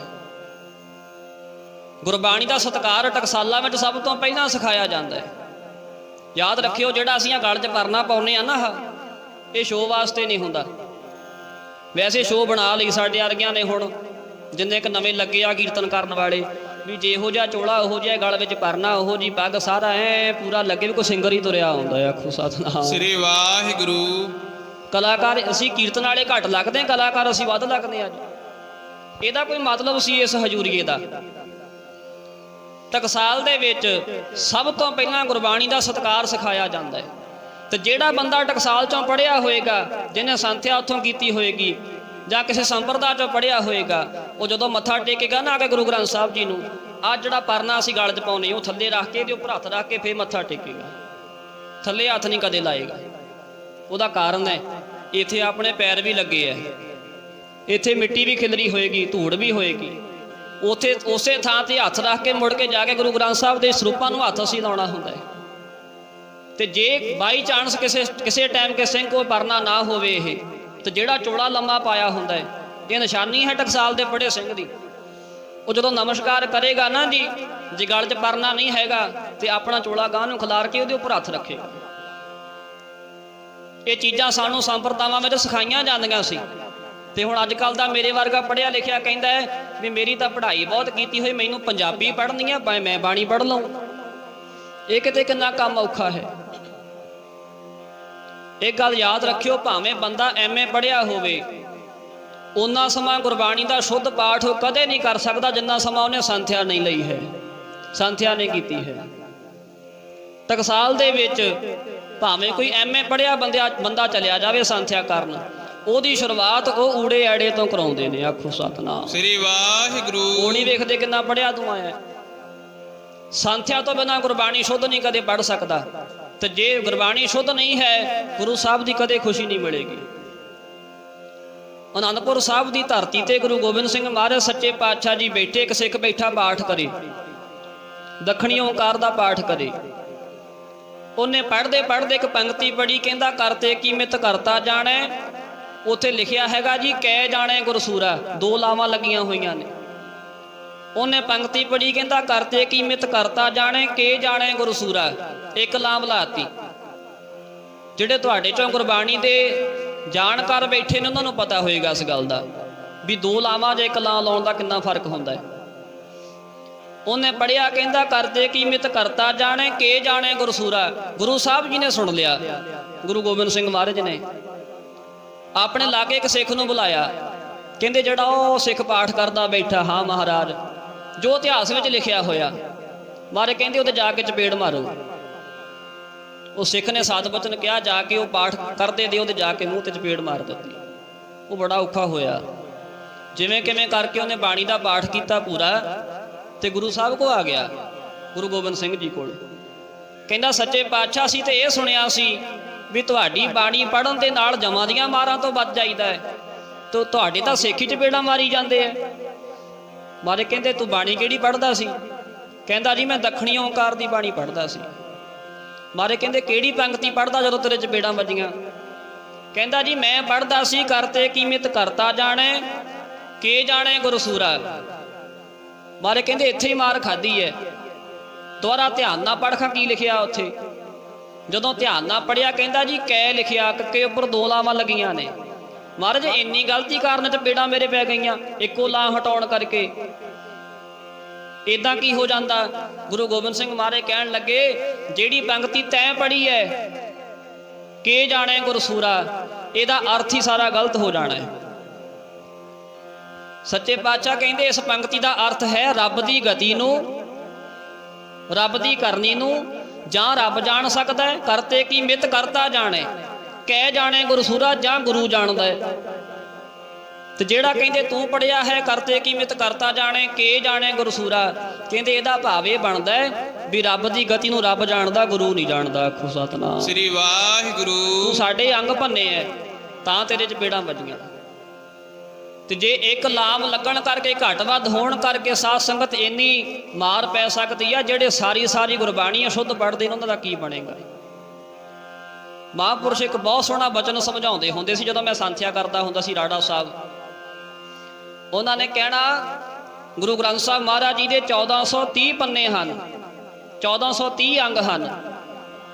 ਉਹ ਕਹਿੰਦੇ ਹੁੰਦੇ ਸੀ, ਉਹਨਾਂ ਨੇ ਕਹਿਣਾ ਜਿਹੜੇ ਪਾਠੀ ਨੇ, ਜਿਹੜੇ ਗ੍ਰੰਥੀ ਨੇ, ਜਿਹੜੇ ਸਿੰਘ ਨੇ ਸੰਥਿਆ ਨਹੀਂ ਕੀਤੀ, ਗੁਰਬਾਣੀ ਦਾ ਪਾਠ ਸਿੱਖਿਆ ਨਹੀਂ ਹੈ, ਕਿਸੇ ਦੀ ਮਾਰ ਨਹੀਂ ਖਾਧੀ, ਉਹ ਕਹਿੰਦੇ ਜਦੋਂ ਉਹ ਪਾਠ ਕਰੇਗਾ 1400 ਮੇਨ ਗਲਤੀਆਂ ਨੇ, ਵੱਡੀਆਂ ਵੱਡੀਆਂ ਕੁੰਡੀਆਂ ਨੇ 1400। ਜਿਹੜੇ ਸਿੰਘ ਨੇ ਕਹਿੰਦੇ ਪਾਠ ਸਿੱਖਿਆ ਨਹੀਂ, ਸੰਥਿਆ ਨੇ ਕੀਤੀ, 1400 ਗਲਤੀਆਂ ਤੇ ਪੱਕੀਆਂ ਕਰਦਾ ਪੜਨ ਲੱਗਾ, ਛੋਟੀਆਂ ਦਾ ਪਤਾ ਹੀ ਨਹੀਂ। 1430 ਪੰਨੇ ਤੇ 1400 ਮੇਨ ਕੁੰਡੀਆਂ ਨੇ। ਗੁਰਬਾਣੀ ਦਾ ਪਾਠ ਹਮੇਸ਼ਾ ਕੋਸ਼ਿਸ਼ ਕਰੋ ਜਦੋਂ ਪੜ੍ਹਨਾ ਹੈ, ਬਾਣੀ ਪੜ੍ਹਨੀ ਸ਼ੁੱਧ ਬਾਣੀ ਪੜ੍ਹੋ, ਟਿਕਾ ਨਾਲ ਪੜ੍ਹੋ, ਸਮਝ ਕੇ ਪੜ੍ਹੋ। ਗੁਰੂ ਹਰਗੋਬਿੰਦ ਸਾਹਿਬ ਮਹਾਰਾਜ ਸੱਚੇ ਪਾਤਸ਼ਾਹ ਜੀ ਨੇ ਇਹਨਾਂ ਦੀ ਆਸਣ ਲਵਾ ਲਿਆ, ਇਹਨੇ ਜਪਜੀ ਸਾਹਿਬ ਦਾ ਪਾਠ ਸ਼ੁਰੂ ਕਰ ਦਿੱਤਾ। ਇਹ ਸਿੱਖ ਨੇ ਭਾਈ ਗੋਪਾਲੇ ਨੇ, ਸੁਣਿਓ ਧਿਆਨ ਨਾਲ। ਜਪਜੀ ਸਾਹਿਬ ਦਾ ਪਾਠ ਕਰਦਾ ਨਾ ਜਦੋਂ ਜੀ ਭਾਈ ਸੰਤੋਖ ਸਿੰਘ ਜੀ ਹੁਣਾਂ ਨੇ ਲਿਖਿਆ ਸੂਰਜ ਪ੍ਰਕਾਸ਼ ਵਿੱਚ, ਕਹਿੰਦੇ 38 ਪੌੜੀਆਂ ਹੋ ਗਈਆਂ ਜਪਜੀ ਸਾਹਿਬ ਦੀਆਂ, 38। ਆਪਾਂ ਸਾਰਿਆਂ ਨੂੰ ਪਤਾ ਵੀ ਜਪਜੀ ਸਾਹਿਬ ਦੇ ਵਿੱਚ 2 ਸ਼ਲੋਕ ਤੇ 38 ਪੌੜੀਆਂ ਨੇ। ਗੁਰੂ ਹਰਗੋਬਿੰਦ ਸਾਹਿਬ ਮਹਾਰਾਜ ਸੱਚੇ ਪਾਤਸ਼ਾਹ ਇੰਨੇ ਖੁਸ਼ ਹੋਏ ਇਹਦੇ ਬਾਣੀ ਪੜ੍ਹਨ ਤੇ, ਬਹੁਤ ਟਿਕ ਕੇ ਤੇ ਬਹੁਤ ਸ਼ਾਂਤਮਈ, ਬੜੀ ਸ਼ੁੱਧ ਗੁਰਬਾਣੀ ਪੜ੍ਹਦਾ ਸੀ, ਬੜੇ ਰਸ ਨਾਲ, ਆਨੰਦ ਦੇ ਨਾਲ। ਤੇ ਗੁਰੂ ਹਰਗੋਬਿੰਦ ਸਾਹਿਬ ਮਹਾਰਾਜ ਸੋਚਦੇ ਆਪਣੇ ਮਨ ਵਿੱਚ ਵੀ ਇਹਨੂੰ ਕੀ ਦਈਏ ਹੁਣ। ਅਸੀਂ ਬਚਨ ਇਹ ਕੀਤਾ ਸੀ ਜਪਜੀ ਸਾਹਿਬ ਦਾ ਕੋਈ ਸ਼ੁੱਧ ਪਾਠ ਸੁਣਾਵੇ ਤੇ ਮੂੰਹ ਮੰਗੀਆਂ ਮੁਰਾਦਾਂ ਪਾਵੇ, ਜੋ ਮੰਗੇਗਾ ਦੇਵਾਂਗੇ। ਹੁਣ ਜਪਜੀ ਸਾਹਿਬ ਦਾ ਪਾਠ ਹੋ ਜਾਣਾ ਪੂਰਾ, ਇਹਨੂੰ ਕੀ ਦਈਏ ਅਸੀਂ? ਬਾਣੀ ਬਹੁਤ ਸੋਹਣੀ ਪੜ੍ਹਦਾ ਹੈ, ਬੜਾ ਆਨੰਦ ਬਣਿਆ ਹੋਇਆ ਹੈ। ਤੇ ਕਹਿੰਦੇ ਗੁਰੂ ਹਰਗੋਬਿੰਦ ਸਾਹਿਬ ਮਹਾਰਾਜ ਆਪਣੇ ਮਨ ਵਿੱਚ ਸੋਚਦੇ ਐ ਵੀ ਇਹਨੂੰ ਲੰਮੀ ਉਮਰ ਦੇ ਦਈਏ। ਫੇਰ ਕਹਿੰਦੇ ਲੰਮੀ ਉਮਰ ਕਿੰਨੀ ਕੁ ਦੇ ਦੇਵਾਂਗੇ? ਇੱਕ ਦਿਨ ਤੇ ਖਤਮ ਹੋਏਗੀ। ਜਿੰਨੀ ਸੋਹਣੀ, ਜਿੰਨੀ ਸ਼ੁੱਧ ਗੁਰਬਾਣੀ ਇਹ ਪੜ੍ਹਦਾ ਹੈ, ਲੰਮੀ ਉਮਰ ਦੀ ਭੇਟਾ ਤੇ ਕੱਖ ਵੀ ਨਹੀਂ ਹੈ ਇਹਦੇ ਸਾਹਮਣੇ। ਇਹਨੂੰ ਸਾਰੀ ਦੁਨੀਆ ਦਾ ਰਾਜ ਦੇ ਦਈਏ। ਫੇਰ ਕਹਿੰਦੇ ਨਹੀਂ, ਰਾਜ ਵੀ ਇੱਕ ਦਿਨ ਖਤਮ ਹੋਏਗਾ, ਸਦਾ ਰਾਜ ਨਹੀਂ ਰਹਿੰਦੇ। ਆ ਬੈਠਾ ਨਾ ਮੋਦੀ ਆਕੜਿਆ ਹੋਇਆ ਹੁਣ ਵੀ ਪਤਾ ਨਹੀਂ ਪੱਕਾ ਹੋ ਕੇ ਬੈਠ ਗਿਆ, ਮੈਂ ਹੁਣ ਨਹੀਂ ਮੈਨੂੰ ਉਠਾ ਸਕਦਾ ਤਖਤ ਤੋਂ। ਇੱਥੇ ਤਾਂ ਬੜੇ ਵੱਡੇ ਤੋਂ ਆਏ, ਏਕ शिव गए एक फेर भये, रामचंद्र कृष्ण के अवतार भी अनेक हैं। एक शिव भये एक गए एक फेर भये। ਇੱਥੇ ਤੇ ਕਹਿੰਦੇ ਏਡੇ ਏਡੇ ਰਾਜੇ ਆਏ, ਜਦੋਂ ਆਪਣੇ ਰੱਥਾਂ ਦੇ ਵਿੱਚ ਬੈਠ ਕੇ ਬਾਹਰ ਨਿਕਲਦੇ ਸੀ ਨਾ ਆਪਣੇ ਮਹਿਲਾਂ ਦੇ ਵਿੱਚੋਂ, ਤੇ ਕਹਿੰਦੇ ਉਹਨਾਂ ਦੀ ਸੈਨਾ 48 ਕਿਲੋਮੀਟਰ ਤੱਕ ਨਾਲ ਜਾਂਦੀ ਹੁੰਦੀ ਸੀ। ਏਡੇ ਤਗੜੇ ਤਗੜੇ ਬਾਦਸ਼ਾਹ ਆਏ। ਇਹ ਕਿਹੜੀ ਬਾਗ ਦੀ ਮੂਲੀ ਹੈ? ਇਹਨੂੰ ਤਾਂ ਮੱਤ ਵੱਜ ਗਈ, ਕਹਿ ਲਓ ਪੜਿਓ ਧਾਰਨਾ ਸਾਰੇ। ਬੜਾ ਢੀਠਪਣਾ ਫੜ ਲਿਆ ਉਸ ਬੰਦੇ ਨੇ। 5-6 ਮਹੀਨੇ ਹੋ ਗਏ ਬੈਠੇ ਕਿਸਾਨਾਂ ਨੂੰ, ਪਰ ਮਨ ਵਿੱਚ ਜਿਹੜਾ ਹੰਕਾਰ ਦਾ ਜਿਹੜਾ ਧੌਣ 'ਚ ਕਿੱਲਾ ਉੱਠ ਗਿਆ ਨਾ, ਉਹ ਨਿਕਲਦਾ ਨਹੀਂ ਹੈ। ਲੋ ਗੱਜ ਕੇ ਤੇਰਾ ਰਾਜ ਸਦਾ ਨਹੀਂ ਓ ਰਹਿਣਾ, ਜ਼ੁਲਮ ਕਮਾਉਣ ਵਾਲਿਆ। ਰਾਜ ਸਦਾ ਨਹੀਂ ਓ ਰਹਿਣਾ, ਜ਼ੁਲਮ ਕਮਾਉਣ ਵਾਲਿਆ। ਤੇਰਾ ਰਾਜ ਸਦਾ ਨਹੀਂ ਰਹਿਣਾ, ਜ਼ੁਲਮ ਕਮਾਉਣ ਵਾਲਿਆ। ਤੇਰਾ ਰਾਜ ਸਦਾ ਨਹੀਂ ਰਹਿਣਾ, ਜ਼ੁਲਮ ਕਮਾਉਣ ਵਾਲਿਆ। ਤੇਰਾ ਰਾਜ ਸਦਾ ਨਹੀਂ ਓ ਰਹਿਣਾ, ਜ਼ੁਲਮ ਕਮਾਉਣ। ਰਾਜ ਸਦਾ ਨਹੀਂ ਰਹਿਣਾ, ਜ਼ੁਲਮ ਕਮਾਉਣ ਵਾਲਿਆ। ਤੇਰਾ ਰਾਜ ਸਦਾ ਨਹੀਂ, ਜ਼ੁਲਮ ਕਮਾਉਣ ਵਾਲਿਆ। ਤੇਰਾ ਰਾਜ ਸਦਾ ਨਹੀਂ ਰਹਿਣਾ, ਜ਼ੁਲਮ ਕਮਾਉਣ ਵਾਲਿਆ। ਤੇਰਾ ਰਾਜ ਸਦਾ ਨਹੀਂ ਰਹਿਣਾ, ਜ਼ੁਲਮ ਕਮਾਉਣ ਵਾਲਿਆ। ਤੇਰਾ ਰਾਜ ਜ਼ੁਲਮ ਕਮਾਉਣ। ਤੇਰਾ ਰਾਜ ਸਦਾ ਨਹੀਂ ਰਹਿਣਾ, ਜ਼ੁਲਮ ਕਮਾਉਣ ਵਾਲਿਆ। ਧੰਨ ਗੁਰੂ ਹਰਗੋਬਿੰਦ ਸਾਹਿਬ ਮਹਾਰਾਜ ਸੱਚੇ ਪਾਤਸ਼ਾਹ ਮਨ ਵਿੱਚ ਸੋਚਦੇ ਐ ਵੀ ਇਹਨੂੰ ਸਾਰੀ ਦੁਨੀਆ ਦਾ ਰਾਜ ਦੇ ਦਈਏ ਜਪਜੀ ਸਾਹਿਬ ਦੇ ਪਾਠ ਦੇ ਬਦਲੇ। ਥੋੜਾ ਗੌਰ ਕਰਿਓ, ਆਪਾਂ ਪਤਾ ਨਹੀਂ ਕਿੰਨਾ ਹੁਣ ਤੱਕ ਪਾਠ ਕੀਤਾ ਹੋਣਾ ਹੈ, ਪਤਾ ਨਹੀਂ ਕਿੰਨੇ ਆਪਾਂ ਖੰਡ ਪਾਠ ਕਰਵਾਏ ਹੋਣੇ ਆ, ਪਤਾ ਨਹੀਂ ਕਿੰਨੇ ਸੁਖਮਨੀ ਸਾਹਿਬ ਅਸੀਂ ਕਰਦੇ ਹੋਵਾਂਗੇ, ਸਾਡਾ ਭਲਾ ਕਿਉਂ ਨਹੀਂ ਹੁੰਦਾ। ਪੰਜਾਬ ਦੀ ਧਰਤੀ ਤੇ ਬੇਅੰਤ ਹਰ ਰੋਜ਼ ਸਮਾਗਮ ਹੁੰਦੇ ਹਨ, ਅਖੰਡ ਪਾਠ ਹੁੰਦੇ ਨੇ, ਨਗਰ ਕੀਰਤਨ ਕੀਤੇ ਜਾਂਦੇ ਨੇ, ਕੀਰਤਨ ਦਰਬਾਰ ਕਰਾਏ ਜਾਂਦੇ ਨੇ, ਗੁਰਬਾਣੀ ਦੇ ਜਾਪ ਹੁੰਦੇ, ਸਾਡਾ ਭਲਾ ਕਿਉਂ ਨਹੀਂ ਹੁੰਦਾ। ਗੁਰੂ ਹਰਗੋਬਿੰਦ ਸਾਹਿਬ ਮਹਾਰਾਜ ਸੱਚੇ ਪਾਤਸ਼ਾਹ ਇੱਕ ਜਪਜੀ ਸਾਹਿਬ ਦੇ ਪਾਠ ਦੇ ਬਦਲੇ ਸਾਰਾ ਕੁਝ ਦੇਣ ਨੂੰ ਤਿਆਰ ਹੋ ਗਏ। ਕਾਰਨ ਕੀ ਹੈ? ਕਾਰਨ ਇਹ ਹੈ ਵੀ ਸਾਡੇ ਤੇ ਭਾਈ ਗੋਪਾਲੇ ਦੇ ਕਾਰਨ ਵਿੱਚ ਜ਼ਮੀਨ ਅਸਮਾਨ ਦਾ ਫਰਕ ਹੈ। ਗੁਰਬਾਣੀ ਦਾ ਇੱਕੋ ਪਾਠ ਬਹੁਤ ਹੈ, ਪਰ ਸ਼ੁੱਧ ਤੇ ਬੜੇ ਪਿਆਰ ਸਤਿਕਾਰ ਨਾਲ ਕੀਤਾ ਜਾਵੇ, ਮਰਿਆਦਾ ਨਾਲ ਕੀਤਾ ਜਾਵੇ, ਟਿਕਾ ਨਾਲ ਕੀਤਾ ਜਾਵੇ। ਮੈਂ ਤਾਂ ਬਹੁਤ ਥਾਵਾਂ ਤੇ ਗੱਲ ਕਹਿਣਾ ਹੁੰਦਾ ਵੀ ਅੱਜ ਸਾਡੇ ਵਰਗੇ ਸਿੱਖਾਂ ਦਾ ਤਾਂ ਨਾ ਜਦੋਂ ਸਵੇਰ ਨੂੰ ਉੱਠਦੇ ਅਲਾਰਮ ਵੱਜਦਾ ਹੈ ਤੇ ਬਹੁਤਿਆਂ ਦਾ ਜਪਜੀ ਸਾਹਿਬ ਤੇ ਬਾਥਰੂਮ ਵਿੱਚ ਨਹਾਉਂਦਿਆਂ ਦਾ ਪੂਰਾ ਹੋ ਜਾਂਦਾ ਹੈ। ਆਖੋ ਸਤਨਾਮ ਸ੍ਰੀ ਵਾਹਿਗੁਰੂ। ਨਾਲੇ ਤੇ ਬਾਥਰੂਮ 'ਚ ਵੜ ਜਾਣਾ, ਨਾਲੇ ਪਾਣੀ ਪਾਈ ਜਾਣਗੇ, ਨਾਲੇ ਏਕ ਓੰਕਾਰ ਸਤਨਾਮ ਕਰਤਾ ਪੁਰਖ ਨਿਰਭਉ ਨਿਰਵੈਰ। ਵੀ ਉਹ ਪਾਠ ਕਰਨ ਵਾਲੀ ਜਗ੍ਹਾ ਹੈ ਕੋਈ? ਜੇ ਸਾਡੇ ਕੋਲ 10 ਮਿੰਟ ਜਪਜੀ ਸਾਹਿਬ ਪੜ੍ਹਨ ਵਾਸਤੇ ਨਹੀਂ ਹੈ, ਕਿਹੜੇ ਸੁੱਖਾਂ ਦੀ ਆਸ ਕਰਦੇ ਹੋ? ਇੱਕੋ ਬਹੁਤ ਹੈ। ਮਹਾਰਾਜ ਦਾ ਬਾਣੀ ਦਾ ਬਚਨ ਹੈ, ਏਕ ਚਿੱਤ ਜੇ ਇੱਕ ਛਿਨ ਧਿਆਇਓ, ਕਾਲ ਫਾਸ ਕੇ ਵਿੱਚ ਨਾ ਆਇਓ। ਜਿਹਨੇ ਕਹਿੰਦੇ ਰੱਬ ਦਾ ਨਾਮ ਇੱਕ ਸਕਿੰਟ ਵਾਸਤੇ ਵੀ ਲੈ ਲਿਆ, ਇੱਕ ਵਾਰੀ ਵੀ ਤਨੋਂ ਮਨੋਂ ਆਪਣੇ ਵਾਹਿਗੁਰੂ ਕਹਿ ਦਿੱਤਾ ਨਾ, ਕਹਿੰਦੇ ਜਮਾਂ ਦੀਆਂ ਫਾਹੀਆਂ ਤੋਂ ਵੱਜ ਜਾਏਗਾ। ਤੇ ਆਪਾਂ ਪਤਾ ਨਹੀਂ ਕਿੰਨਾ ਵਾਹਿਗੁਰੂ ਵਾਹਿਗੁਰੂ ਕਰਦੇ ਆ, ਕਿੰਨੀ ਬਾਣੀ ਸੁਣਦੇ, ਸਾਡਾ ਕਿਉਂ ਨਹੀਂ ਭਲਾ ਹੁੰਦਾ? ਸਾਡੇ ਤੇ ਕਿਉਂ ਨਹੀਂ ਗੁਰੂ ਸਾਹਿਬ ਜੀ ਦੀ ਖੁਸ਼ੀ ਹੁੰਦੀ? ਕਾਰਨ ਇੱਕੋ ਹੈ, ਆਪਣੇ ਮਨ ਨੂੰ ਸਾਰਿਆਂ ਪਾਸਿਆਂ ਤੋਂ ਮੋੜ ਕੇ ਟਿਕਾ ਦੇ ਨਾਲ, ਸ਼ੁੱਧ ਮਨ ਦੇ ਨਾਲ। ਯਾਦ ਰੱਖਿਓ, ਬਹੁਤਿਆਂ ਦਾ ਸਵਾਲ ਇਹ ਹੁੰਦਾ ਵੀ ਅਸੀਂ ਬਾਣੀ ਪੜ੍ਹਦੇ ਹਾਂ, ਸਾਡਾ ਮਨ ਨਹੀਂ ਟਿਕਦਾ ਜੀ, ਸਾਡਾ ਮਨ ਬਹੁਤ ਭੱਜਦਾ ਹੈ। ਔਰ ਹੁੰਦੀ ਵੀ ਹੈ ਇੱਦਾਂ। ਉਹਨਾਂ ਬੰਦੇ ਦਾ ਮਨ ਸੰਸਾਰ ਦੇ ਕੰਮ ਕਰਦਿਆਂ ਨਹੀਂ ਦੌੜਦਾ ਜਿੰਨਾ ਬਾਣੀ ਪੜ੍ਹਦਿਆਂ ਦੌੜਦਾ ਹੈ, ਭੱਜਦਾ ਹੈ ਬਾਹਰ ਨੂੰ। ਇਹਦਾ ਇੱਕੋ ਇੱਕ ਤਰੀਕਾ ਹੈ ਰੋਕਣ ਦਾ। ਸਤਿਪੁਰਸ਼ਾਂ ਦੀ ਕਮਾਈ ਹੋਈ ਜੁਗਤੀ ਹੈ। ਮਹਾਂਪੁਰਸ਼ ਬਾਬਾ ਆਨੰਦ ਸਿੰਘ ਜੀ ਨਾਨਕਸਰ ਕਲੇਰਾਂ ਵਾਲੇ ਬਚਨ ਕਰਦੇ ਹੁੰਦੇ ਸੀ। ਉਹਨਾਂ ਨੇ ਕਹਿਣਾ, ਜੇ ਮਨ ਨਹੀਂ ਨਾ ਟਿਕਦਾ ਤੁਹਾਡਾ ਬਾਣੀ ਪੜ੍ਹਦਿਆਂ ਦਾ, ਇੱਕ ਕੰਮ ਕਰ ਲਿਆ ਕਰੋ, ਟਿਕ ਜਾਏਗਾ। ਕਿਹੜਾ ਮਹਾਰਾਜ ਕੰਮ ਕਰੀਏ?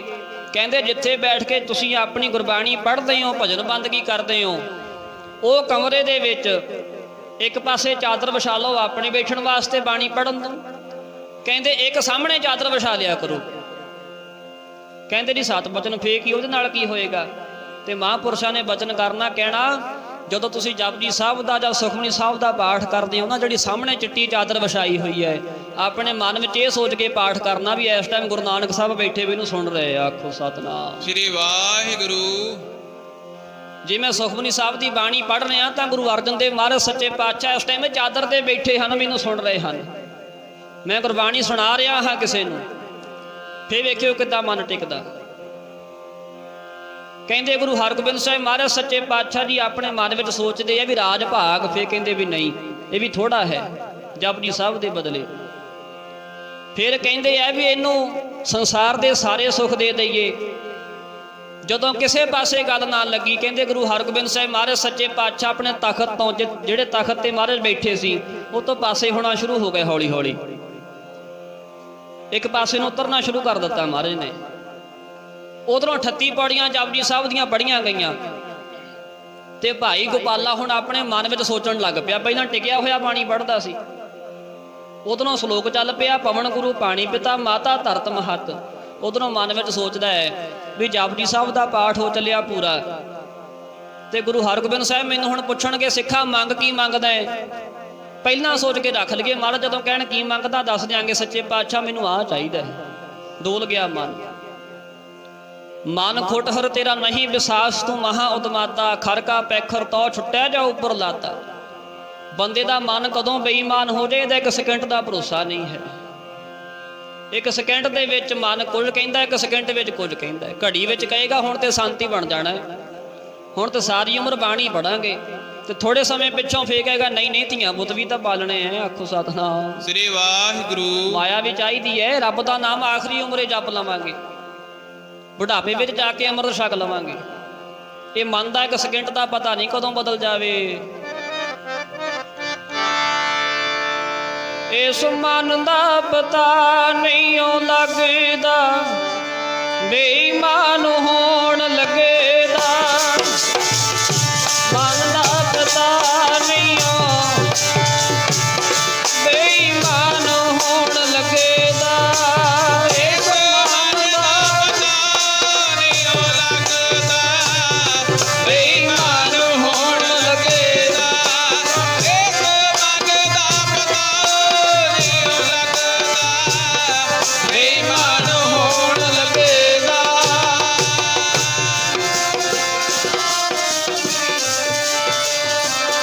ਬੇਈਮਾਨ ਹੋਣ ਲੱਗੇਦਾ। ਇਸ ਮਨ ਦਾ ਪਤਾ ਨਹੀਂ ਲੱਗਦਾ, ਬੇਈਮਾਨ ਹੋਣ ਲੱਗੇਦਾ। ਪਿਆਰੇ ਜੀ ਬੇਈਮਾਨ ਹੋਣ ਲੱਗੇਦਾ। ਪਿਆਰਿਓ ਬੇਈਮਾਨ ਹੋਣ ਲੱਗੇਦਾ। ਪਿਆਰੇ ਜੀ ਬੇਈਮਾਨ ਹੋਣ ਲੱਗੇਦਾ। ਪਿਆਰਿਓ ਬੇਈਮਾਨ ਹੋਣ ਲੱਗੇਦਾ। ਬੇਈਮਾਨ ਹੋਣ ਲੱਗੇਦਾ। ਮੇਰੇ ਪਿਆਰੇ ਬੇਈਮਾਨ ਹੋਣ ਲੱਗੇਦਾ। ਇਸ ਮਨ ਦਾ ਪਤਾ ਨਹੀਂ ਓ ਲੱਗਦਾ, ਬੇਈਮਾਨ ਹੋਣ ਲੱਗੇਦਾ। ਮਨ ਦਾ ਪਤਾ ਨਹੀਂ ਓ ਲੱਗਦਾ, ਬੇਈਮਾਨ ਹੋਣ ਲੱਗੇਦਾ। ਇਸ ਮਨ ਦਾ ਪਤਾ ਨਹੀਂ ਲੱਗਦਾ, ਬੇਈਮਾਨ ਹੋਣ ਲੱਗੇਦਾ। ਇਸ ਮਨ ਦਾ ਪਤਾ ਨਹੀਂ ਲੱਗਦਾ, ਬੇਈਮਾਨ ਹੋਣ ਲੱਗੇਦਾ।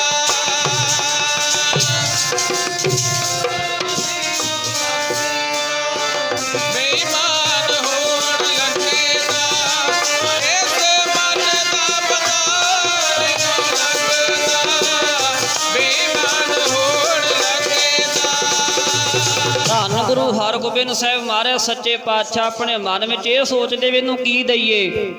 ਇੱਕ ਮਨ ਜਿੱਤ ਹੋ ਕੇ ਬਾਣੀ ਪੜ੍ਹਦਾ ਹੈ, ਤੇ ਇਹਦੇ ਮਨ ਵਿੱਚ ਇਹ ਚੱਲ ਪਿਆ ਵੀ ਹੁਣ ਸਾਰੀ ਬਾਣੀ ਪੜ੍ਹੀ ਗਈ, ਹੁਣ ਮਹਾਰਾਜ ਕੋ ਮੰਗਣਾ ਕੀ ਹੈ। ਸ਼ਰਤ ਮਹਾਰਾਜ ਦੀ ਇਹ ਸੀ ਨਾ ਵੀ ਇੱਕ ਮਨ ਇੱਕ ਚਿੱਤ ਹੋ ਕੇ, ਕੋਈ ਮਨ ਵਿੱਚ ਖਿਆਲ ਨਹੀਂ ਹੋਣਾ ਚਾਹੀਦਾ।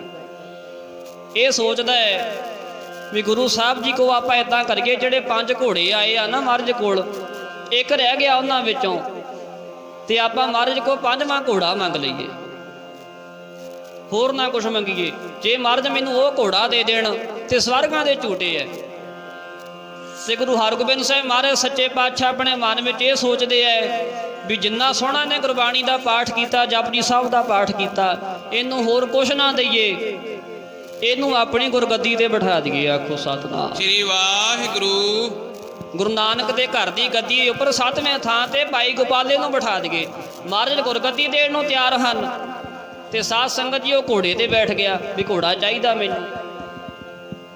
ਸਾਰਾ ਪਾਠ ਹੋ ਗਿਆ ਸੰਪੂਰਨ, ਆਖਰੀ ਪੰਕਤੀਆਂ ਪੜੀਆਂ। ਜਿਨੀ ਨਾਮ ਧਿਆਇਆ ਗਏ ਮਸਕਤ ਘਾਲ, ਨਾਨਕ ਤੇ ਮੁਖ ਉਜਲੇ ਕੀਤੀ ਛੁੱਟੀ ਨਾਲ।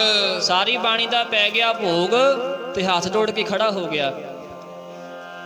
ਗੁਰੂ ਹਰਗੋਬਿੰਦ ਸਾਹਿਬ ਮਹਾਰਾਜ ਸੱਚੇ ਪਾਤਸ਼ਾਹ ਕਹਿਣ ਲੱਗੇ, ਮੰਗ ਸਿੱਖਾ ਕੀ ਮੰਗਦਾ ਹੈ? ਸਮਝ ਗਏ ਮਹਾਰਾਜ ਮੈਨੂੰ ਕੀ ਚਾਹੀਦਾ ਹੈ।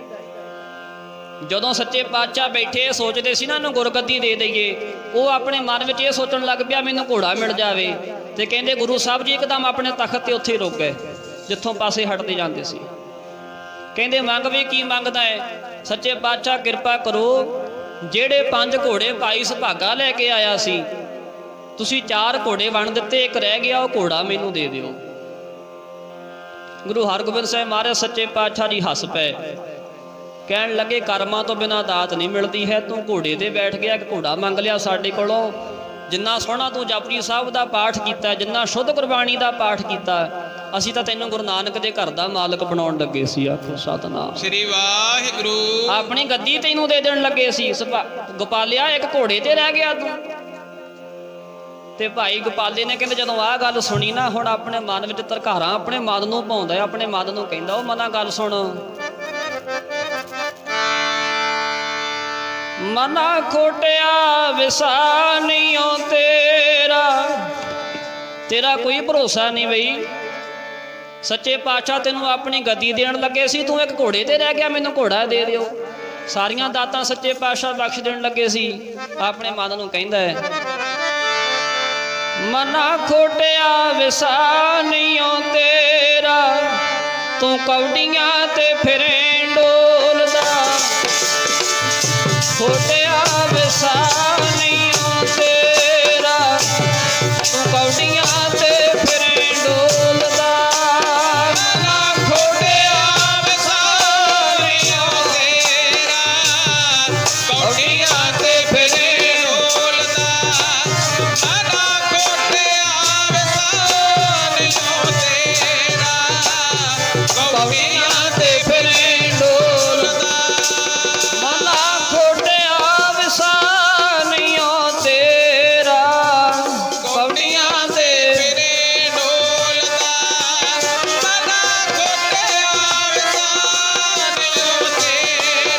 ਖੋਟਿਆ ਵਿਸਾਨੀਓ ਤੇਰਾ, ਕੌਡੀਆਂ ਤੇ ਫਿਰੇ ਡੋਲਦਾ। ਮਨਾ ਖੋਟਿਆ ਵਿਸਾਨੀਓ ਤੇਰਾ, ਵਿਸਾਨੀਓ ਤੇਰਾ, ਤੂੰ ਕੌਡੀਆਂ ਤੇ ਫਿਰੇ ਡੋਲਦਾ। ਮਨਾ ਖੋਟਿਆ ਵਿਸਾਨੀਓ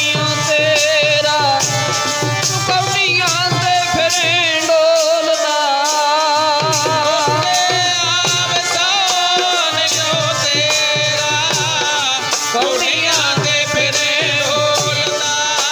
ਮਨਾ ਖੋਟਿਆ ਵਿਸਾਨੀਓ ਤੇਰਾ, ਕੌਡੀਆਂ ਤੇ ਫਿਰੇ ਡੋਲਦਾ। ਤੇਰਾ ਕੌਡੀਆਂ ਤੇ ਫਿਰੇ ਡੋਲਦਾ। ਮਨਾ ਖੋਟਿਆ ਵਿਸਾਨੀਓ ਤੇਰਾ, ਕੌਡੀਆਂ ਤੇ ਫਿਰੇ ਡੋਲਦਾ। ਧੰਨ ਗੁਰੂ ਹਰਗੋਬਿੰਦ ਸਾਹਿਬ ਮਹਾਰਾਜ ਸੱਚੇ ਪਾਤਸ਼ਾਹ ਨੇ ਘੋੜਾ ਮੰਗਾ ਕੇ ਇਹਨੂੰ ਦੇ ਦਿੱਤਾ। ਕਹਿੰਦੇ ਲੈ ਵੀ ਗੋਪਾਲਿਆ, ਕੱਲਾ ਘੋੜਾ ਨਹੀਂ, ਤੈਨੂੰ ਸਾਰੀਆਂ ਗੁਰੂ ਘਰ ਦੀਆਂ ਖੁਸ਼ੀਆਂ ਵੀ ਦਿੱਤੀਆਂ। ਆਖੋ ਸਤਿਨਾਮ। ਸ੍ਰੀ ਵਾਹਿਗੁਰੂ। ਪਰ ਜੋ ਅਸੀਂ ਤੈਨੂੰ ਦੇਣਾ ਚਾਹੁੰਦੇ ਸੀ ਤੂੰ ਉਹ ਲੈ ਨਹੀਂ ਸਕਿਆ। ਯਾਦ ਰੱਖਿਓ, ਆਪਣ ਲਿਆ ਜੇ ਮਿਲੈ ਤਾਂ ਸਭ ਕੋ ਭਾਗਠ ਹੋਏ। ਜੇ ਬੰਦੇ ਦੇ ਆਪਣੇ ਵਸ ਵਿੱਚ ਹੋਵੇ ਨਾ ਸੁੱਖ ਲੈਣਾ, ਜੇ ਬੰਦੇ ਦੇ ਆਪਣੇ ਵਸ ਵਿੱਚ ਹੋਵੇ ਖੁਸ਼ੀ ਆਪਣੇ ਘਰ ਰੱਖਣੀ, ਭਾਗਾਂ ਵਾਲਾ ਬਣਨਾ। ਮਾਰੇ ਕਹਿੰਦੇ ਆਪਣ ਲਿਆ ਜੇ ਮਿਲੇ ਤਾਂ ਸਭ ਕੋ ਭਾਗਠ ਹੋਏ, ਸਾਰੇ ਖੁਸ਼ੀ ਹੋਣ, ਖੁਸ਼ ਹੋਣ। ਫਿਰ ਤਾਂ ਕੋਈ ਇੱਥੇ ਦੁਖੀ ਹੋਵੇ ਹੀ ਨਾ। ਪਰ ਸ਼ਰਤ ਇਹ ਹੈ ਕਰਮਾਂ ਉੱਪਰ ਨਿਬੜੈ ਜੇ ਲੋਚੈ ਸਭ ਕੋਏ। ਗੱਲ ਸਾਰੀ ਕਰਮਾਂ ਦੀ ਹੈ, ਖੇਡ ਸਾਰੀ ਕਰਮਾਂ ਦੀ ਹੈ। ਅਸੀਂ ਬਹੁਤ ਵਾਰੀ ਇਹ ਗੱਲ ਕਹਿੰਦੇ ਆ ਵੀ ਸਾਡੇ ਧੀਆਂ ਪੁੱਤ ਹੋਣਗੇ, ਸਾਡੇ ਕੋਲ 4 ਪੈਸੇ ਹੋਣਗੇ, ਸਾਡੇ ਜਿਹੜੇ ਆਖਰੀ ਦਿਨ ਨੇ ਬਹੁਤ ਸੌਖੇ ਨਿਕਲਣਗੇ, ਸਾਨੂੰ ਸੁੱਖ ਮਿਲੇਗਾ। ਯਾਦ ਰੱਖਿਓ, ਨਾ ਸੁੱਖ ਧੀਆਂ ਪੁੱਤਾਂ ਦਾ, ਨਾ ਜ਼ਮੀਨਾਂ ਜਾਇਦਾਦਾਂ ਦਾ, ਸੁੱਖ ਬੰਦੇ ਦੇ ਕਰਮਾਂ ਦਾ ਹੁੰਦਾ ਹੈ। ਆਖੋ ਸਤਿਨਾਮ ਸ੍ਰੀ ਵਾਹਿਗੁਰੂ। ਜੇ ਤੁਹਾਡੇ ਕਰਮਾਂ 'ਚ ਸੁੱਖ ਹੈ ਤਾਂ ਕੱਖਾਂ ਦੀ ਝੌਂਪੜੀ 'ਚ ਬੈਠੇ ਵੀ ਸੁਖੀ ਹੋਵੋਗੇ। ਜੇ ਕਰਮਾਂ 'ਚ ਸੁੱਖ ਨਹੀਂ ਨਾ ਹੈ ਤਾਂ ਇੱਥੇ 10-10 ਕਰੋੜ ਦੀ ਕੋਠੀ ਵਿੱਚ ਬੈਠੇ ਬੰਦੇ ਵੀ ਇਦਾਂ ਪੁੱਜਦੇ ਜਿਵੇਂ ਭੱਠੀ 'ਚ ਪਿਆ ਦਾਣਾ ਪੁੱਜਦਾ ਹੁੰਦਾ ਹੈ। 10 ਲੱਖ ਦਾ ਬੈੱਡ ਬਣਾ ਕੇ ਰੱਖਿਆ ਹੋਇਆ, ਡਾਕਟਰ ਕਹਿੰਦਾ ਥੱਲੇ ਸੌਣਾ ਹੈ, ਕੀ ਕਰੇਗਾ ਪੈਸਾ? ਖਾਣ ਵਾਸਤੇ 36 ਪ੍ਰਕਾਰ ਦੇ ਮੂਹਰੇ ਪਦਾਰਥ ਪਿਆ, ਡਾਕਟਰ ਕਹਿੰਦਾ ਖਾਣੀ ਸੁੱਕੀ ਰੋਟੀ ਹੈ, ਕੀ ਕਰੇਗਾ ਪੈਸਾ? ਪੈਸੇ ਦਾ, ਮਾਇਆ ਦਾ, ਧੀਆਂ ਪੁੱਤਾਂ ਦਾ ਸੁੱਖ ਨਹੀਂ ਹੁੰਦਾ, ਸੁੱਖ ਹੁੰਦਾ ਕਰਮਾਂ ਦਾ। ਤੇ ਗੁਰੂ ਦੀ ਖੁਸ਼ੀ ਵੀ ਕਰਮਾਂ ਤੋਂ ਬਿਨਾਂ ਕਦੇ ਨਹੀਂ ਮਿਲਦੀ ਹੈ। ਹੱਥੋਂ ਆਈ ਚੀਜ਼ ਨਿਕਲ ਜਾਂਦੀ ਹੈ। ਗੁਰੂ ਸਾਹਿਬ ਜੀ ਤਾਂ ਆਪਣੀ ਗੁਰਗੱਦੀ ਦੇਣ ਨੂੰ ਤਿਆਰ ਹੋ ਗਏ ਸਨ। ਇਸ ਕਰਕੇ ਸਦਾ ਨਿਮਰਤਾ ਵਿੱਚ ਰਹਿਣਾ। ਪਤਾ ਨਹੀਂ ਸਮਾਨੇ ਕਦੋਂ ਕਿੱਧਰ ਨੂੰ ਛਾਲ ਮਾਰ ਦੇਣੀ ਹੈ। ਕਹਿੰਦੇ ਮਨ, ਮਹਾਂਪੁਰਸ਼ ਸਮਝਾਉਂਦੇ ਹੁੰਦੇ ਆ, ਕਹਿੰਦੇ ਇਹ ਮਨ ਆਪਣੇ ਸੋਫੇ ਵਰਗਾ, ਸੋਫੇ ਦੀ ਨਿਆਈ। ਸੋਫੇ ਤੇ ਬਹਿ ਜਾਓ ਨਾ, ਉਹ ਬੈਠ ਜਾਂਦਾ ਹੈ, ਖੜੇ ਹੋ ਜਾਓ ਸੋਫਾ ਪਏ ਉੱਥੇ ਦਾ ਉੱਥੇ। ਇੱਥੇ ਤੁਸੀਂ ਕੀਰਤਨ ਸੁਣਦੇ ਹੋ ਨਾ, ਹੁਣ ਮਨ ਵਿੱਚ ਇਹ ਹੋਣੀ ਆ ਵੀ ਬਸ ਹੁਣ ਸਵੇਰ ਤੋਂ ਨਾ 5 ਪਾਠ ਜਪਜੀ ਸਾਹਿਬ ਦੇ ਰੋਜ਼ ਕਰਿਆ ਕਰਨੇ ਆ। ਆ ਜਦੋਂ ਦੇਗ ਵਰਤ ਗਈ ਮੁੜ ਕੇ ਤੂੰ ਕੌਣ ਤੇ ਮੈਂ ਕੌਣ? ਆਖੋ ਸਤਿਨਾਮ ਸ੍ਰੀ ਵਾਹਿਗੁਰੂ। ਇਹ ਬਾਬਿਆਂ ਦਾ ਤਾਂ ਕੰਮ ਹੀ ਇਹ ਗੱਲ ਕਹਿਣਾ। ਅਸੀਂ ਵਿਹਲੇ ਆ ਤੇ ਬਾਬੇ ਕਿਹੜਾ ਵਿਹਲੇ ਆ ਬਈ? ਵਿਹਲਾ ਤੇ ਇੱਥੇ ਕੋਈ ਵੀ ਨਹੀਂ। ਇਹ ਸਮਾਂ ਮਿਲਿਆ, ਸਮਾਂ ਸਾਂਭਣਾ, ਸਾਂਭ ਕੋਈ ਸਕਦਾ। ਲਓ ਇੱਕ ਧਾਰਨਾ ਆਖਰੀ ਮੇਰੇ ਮਨ ਵਿੱਚ ਆਈ, ਬਹੁਤ ਸੋਹਣੀ, ਪੜਿਓ ਸਾਰੇ। ਜੇ ਸਮਾਂ ਬੀਤ ਗਿਆ ਨਾ, ਸਮਾਂ ਬੀਤ ਗਿਆ ਹੱਥ ਨਹੀਂ ਜੇ ਆਉਣਾ, ਵੇਲੇ ਨੂੰ ਸੰਭਾਲ ਲੈ ਮਨਾ। ਬੀਤ ਗਿਆ ਹੱਥ ਨਹੀਂ ਜੇ ਆਉਣਾ, ਵੇਲੇ ਨੂੰ ਸੰਭਾਲ ਲੈ ਮਨਾ। ਸਮਾਂ ਬੀਤ ਗਿਆ ਹੱਥ ਨਹੀਂ ਜੇ ਆਉਣਾ, ਵੇਲੇ ਨੂੰ ਸੰਭਾਲ ਲੈ ਮਨਾ।